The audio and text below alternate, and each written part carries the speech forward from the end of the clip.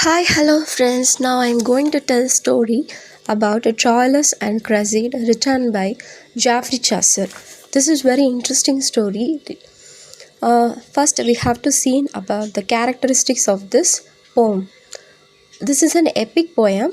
So I am going to tell this poem summary in Tamil.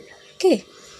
First character Troilus, King Priam, Trojan. Troilus வந்து யாருன்னா அவங்க king ப்ரையாமோட son. Criseyde, who is the lover of Troilus. Pandarus, who is the uncle of Chrysid and friend of Troilus, and Diomed, second lover of Chrysid. Next, Cassandra, sister of Troilus. Next, Deiphobus, Troilus' older brother. Hector, another brother of Troilus. Achilles, Greek warrior, and another warrior named the rival archer Philoctetes. Okay, now I'm going to start the story. Okay, Troilus வந்து ஒரு ஒரு ஒரு இளவரசர். அவர் வந்து king ப்ரையாமோட Sun. அவருக்கு வந்து என்னென்னா ஒரு லவ் மேலே வந்து ஒரு நம்பிக்கை கிடையாது. அவர் ஒரு டெம்பிளுக்கு போயிட்டுருக்கும்போது அந்த நேரத்தில் என்ன நினைப்பாருன்னா, கேர்ள்ஸை பற்றி லவ்ன்றது ஒரு சில்லி, அதெல்லாம் வந்து ஒரு ஃபூலிஷ் அப்படின்னு நினச்சிட்டு இருக்கும்போது கியூபிட் அப்படின்ற ஒரு காடுக்கு வந்து கோவம் வந்துடும். என்ன இவர் வந்து லவ்வை வந்து சில்லி அப்படின்னு சொல்கிறான். இம்மிடியேட்டாக என்ன பண்ணுவாங்கன்னா, அவன் மேலே வந்து ஒரு ஆரோ அனுப்புவாங்க. ஸோ அந்த டைமில் கிரைசிடும் அந்த டெம்பிளுக்கு வந்து வந்திருப்பாங்க. ஏத்தன்ஸ் டெம்பிள் அது. ஸோ வந்து இம்மிடியேட்டாக ட்ராய்லஸ் வந்து டீப்பாக கிரைசிட் மேலே லவ் அஃபேர் ஆயிடும். அவங்களுக்கு falls in love with Criseyde. So வந்து that time onwards, Troilus followed Chrysid with the help of Pandarus. Pandarus, who is the friend of Troilus and uncle of Chrysid. அவங்க வந்து பந்தரஸ் வந்து நிறைய ஹெல்ப் பண்ணுவாங்க ட்ராய்லஸையும் கிரைசிடையும் சேர்த்து வைக்கிறதுக்காக. ரெண்டு பேருக்கும் மெசேஜ் பாஸ் பண்ணுறது, அவங்களோட ட்ராய்லஸோட ஃபீலிங்ஸை வந்து மெசேஜ் மூலமாக கிரைசிடுக்கு சொல்கிறது, ஹெல்ப் பண்ணுறது, அந்த மாதிரி நிறைய ஹெல்ப் பண்ணுவாங்க.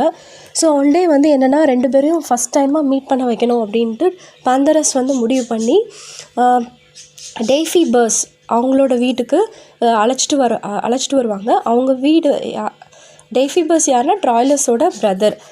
அங்கே வந்து ஆல்ரெடி ட்ராய்லஸ் வந்து அங்கே தான் இருப்பார். அந்த டைமில் வந்து கிரைசிடை வந்து பாந்தரஸ் வந்து அழைச்சிட்டு வருவாங்க. ஸோ வந்து ரெண்டு பேரும் மீட் பண்ணிப்பாங்க. ஃபஸ்ட் டைம் மீட் பண்ணி ஒருத்தருக்கு ஒருத்தர் அவங்களோட ஷேரிங்ஸ் லவ்வை வந்து ஷேர் பண்ணுவாங்க. ஸோ வந்து அந்த டைமில் என்னென்னா, சூட் சேயர், அதாவது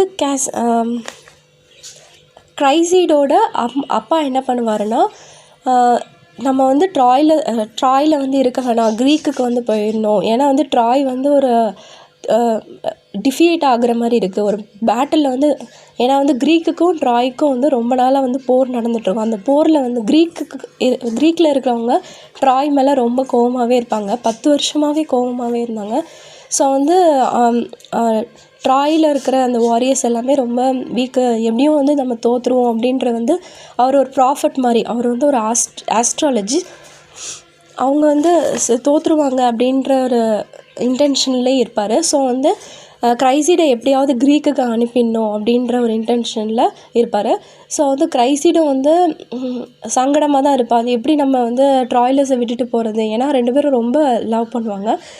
ஆனால் வந்து இது வந்து ஆனால் ரிஜெக்ட் பண்ணிடுவாங்க. ஸோ வந்து பந்தாரஸ் என்ன சொல்லுவார்னா, கிரைசிடோட ஃபாதர் வந்து அவரோட முடிவு வந்து க்ரீக்குக்கு போகிறதா இருக்குது. ஸோ வந்து என்ன பண்ணலாம் அப்படின்னா, நீங்கள் ரெண்டு பேரும் எலோப் ஆயிருங்க, ரெண்டு பேரும் ஓடி போயிருங்க அப்படின்ற மாதிரி பாந்தரஸ் சொல்லுவார். ஆனால் வந்து ட்ராய்லஸ் என்ன சொல்லுவாங்கன்னா, இல்லை இது வந்து ஒரு டிஸ்ஹானர், இது வந்து ஒரு ஹானரான ஒரு செயல் கிடையாது அப்படின்னு சொல்லுவார். கிரைசிடும் வந்து இந்த ஐடியாவை வந்து ரிஜெக்ட் பண்ணிடுவாங்க. அதுக்கப்புறம் கிரைசிட் வந்து ஒரு ப்ராமிஸ் பண்ணுவாங்க, நான் என்ன தான் க்ரீக்குக்கு போனாலும் நான் வந்து உங்களை வந்து மறக்க மாட்டேன், நான் உங்களை தான் நினச்சிட்ருப்பேன் அப்படின்ற மாதிரி அவள் சொல்லுவாள். 10 டேஸ்க்கு அப்புறம் நான் கண்டிப்பாக வருவேன் ட்ராய்க்கு அப்படின்ற மாதிரி கிரைசிட் சொல்லிட்டு போயிருப்பாள். ட்ராய்லஸும் அதை நம்பி அவளுக்காக ரொம்ப வெயிட் பண்ணுவான். அதுக்கப்புறம் என்னென்னா, கிரைசிட் வந்து அந்த க்ரீக்குக்கு போனதுக்கப்புறம் டியோமெட் அப்படின்ற ஒருத்தரை வந்து மீட் பண்ணுவாள். டியோமெட் வந்து நிறையா கிரைசிடை வந்து இம்ப்ரெஸ் பண்ணுறதுக்காக நிறைய காரியம்லாம் பண்ணுவான். ரொம்ப ப்ரொடெக்டராக இருப்பான். எல்லா சூழ்நிலையிலும் வந்து கிரைசிடை வந்து ப்ரொடெக்ட் பண்ணுவான். ஸோ வந்து கிரைசிடை வந்து அவன் மேலே ஒரு க்ரஷ் இருக்கும், கிரைஸ் இருக்கும். அதுக்கப்புறம் 10 days கழிச்சும் வந்து கிரைசிட் என்னென்னா ட்ராய்க்கு வந்து வரவே மாட்டான். ஸோ ட்ராய்லஸ்க்கு வந்து ரொம்ப டெஸ்பர் ஆயிரும், ரொம்ப வந்து ஃபீல் பண்ணுவார் ஏன் கிரைசிட் வரல அப்படின்ட்டு. அவள் வந்து என்னென்னா ஃபைனலாக என்ன டிசைட் பண்ணுவாள்னா, நம்ம டியோமேடை மேரேஜ் பண்ணிடலாம் அப்படின்ற மாதிரி டிசைட் பண்ணுவான். இந்த டெசிஷன் வந்து ட்ராய்லஸ்க்கு வந்து ரொம்ப வூண்டிங்காக இருக்கும். ஸோ வந்து ஃபைனலாக ட்ராய்க்கும் க்ரீக்குக்கும் போர் நடக்கும்போது ட்ராய்லஸ் வந்து இறந்துருவார். ஆல்ரெடி அவர் வந்து இறந்துட்டார். த்ரூ வந்து யாரால் அப்படின்னா கிரைசிட் வந்து அவரை வந்து ரிஜெக்ட் பண்ணதுனால ட்ராய்லஸ் வந்து மென்டலி வந்து டெட் ஆகிட்டார். ஸோ வந்து போர்லேயும் அவரால் வந்து என்னென்னா ஜெயிக்க முடியல, இறந்துருவார். ட்ராய்லஸ் வந்து யார் கில் பண்ணுவா அப்படின்னா அக்கிலஸ்ன்ற ஒரு க்ரீக் வாரியர் அவர் வந்து கில் பண்ணிடுவார். இது வந்து இந்த ட்ரோஜன் வார்ன்னு சொல்லுவாங்க. ஸோ இதுதான் அந்த கதை. அது அப்படி என்னென்னா இது வந்து ஒரு tragic story written by Geoffrey Chaucer. Thank you.